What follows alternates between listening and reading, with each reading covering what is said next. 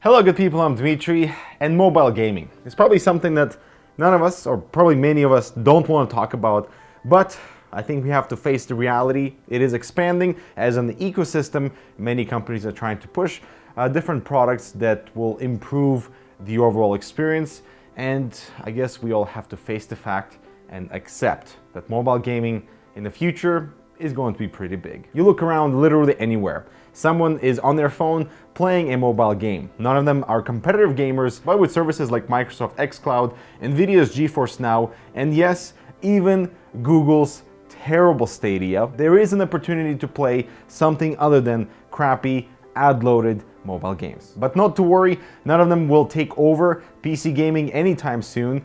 But there is an opportunity for high bandwidth 5G connections that will improve the overall user experience. Sure, you will munch through your mobile data in no time. However, we can all agree that low latency mobile gaming is coming. And so with that in mind, Razer is designing a whole ecosystem for that exact purpose. But first, I'd like to thank Thermaltake, Be Quiet, Razer, and Fantex for sponsoring our CES coverage. So the first piece of this whole 5G network mobile puzzle is Razer's Sila router. So this thing is still in early prototype stages, but the idea is that it will take high bandwidth mobile 5G connection and distribute it through a multi-channel Wi-Fi 6 network. Honestly, taking a wireless signal and converting it into a different wireless band sounds like a pretty bad idea to me, but I think I get what Razer is trying to do. Since 5G connection technically can achieve 100 gigabytes per second speeds, which are faster than most landline connections, you could take advantage of that mobile speed connection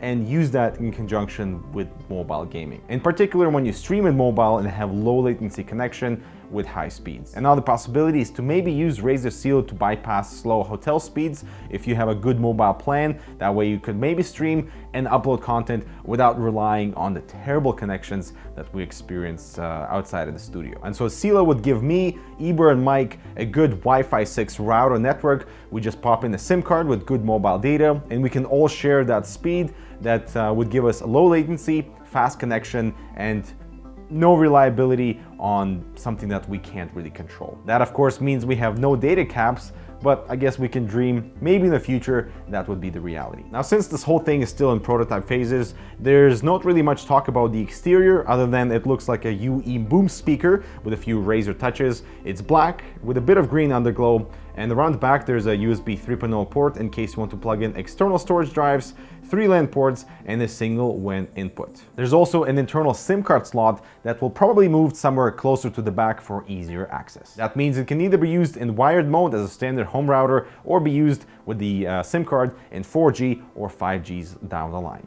Razer's next step towards rounding out this whole mobile gaming ecosystem is what they call Razer Kishi, or as we with the guys like to call Razer Kimchi. Oh my god, these names. So this thing is a mobile controller that clips onto pretty much any iPhone or Android phone, provided it has a USB-C or Apple Lightning connector. Unfortunately, it sounds like there are two separate devices for Android and iOS instead of being able to replace the actual cable. Why? But basically, Razer took all their learnings from Razer's Phone 2 Jungle Cat controller to create this thing, and from our short time with it, the Kishi, or the Kimchi, actually feels pretty awesome. The triggers are well placed and they have excellent feedback, and even with bigger phones installed, the whole thing never felt too bulky. It's also really well contoured for a huge range of hand sizes, and both Mike and Eva prefer the Kishi controller over the Nvidia controller and even over the PS4 controller. I did find the forward and back buttons to be awkwardly placed, but other than that, it's a pretty good handheld experience. To install a smartphone, all you have to do is stretch open the grips, secure them into place, and most controller-enabled games should recognize it. It offers faster charging too, even though there isn't an incorporated battery, and since it's a wired connection, latency should be pretty much eliminated. Now personally, I'm not a fan of controllers. I'm more of a keyboard and mouse type of guy, and I never play on mobile devices, but with official support with GeForce Now and CloudX, you could potentially get away playing some more serious games on that thing. All right, so that's it from Razer. Let us know what you think about this whole 5G mobile network ecosystem development, and if Razer is making products for it, there must be a market for it as well. I'm Dmitry. Thanks so much for watching. I'll talk to you guys in the next video.